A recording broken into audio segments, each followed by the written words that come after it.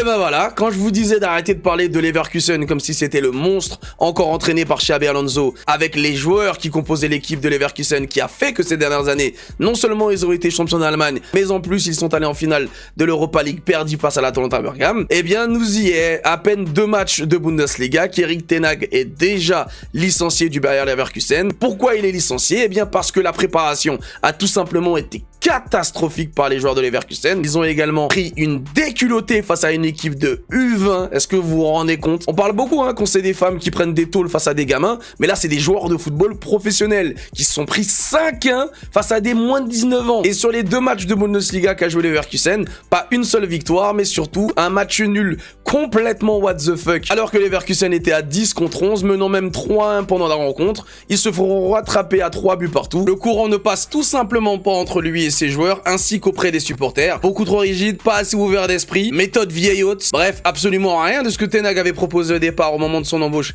n'a été vu du côté des Leverkusen. On est déjà trop pour les dirigeants qui ont donc licencié Erik ten Hag et qui vont donc se chercher un nouvel entraîneur. D'ailleurs, c'est très drôle puisque sur les 5 derniers jours, 3 anciens entraîneurs de Manchester United ont été virés, avec le licenciement de ten Hag, celui de José Mourinho et celui d'Ole Gunnar Solskjaer. Au moment du tirage au sort, j'ai entendu tout et n'importe quoi sur cette équipe de Leverkusen, mais encore une fois, j'ai l'impression que les gars, vous suivez pas ce qui se passe en dehors du PSG. Le Leverkusen qu'on va affronter cette saison n'aura rien à voir avec le Bayer Leverkusen qui a choqué le monde ces dernières années.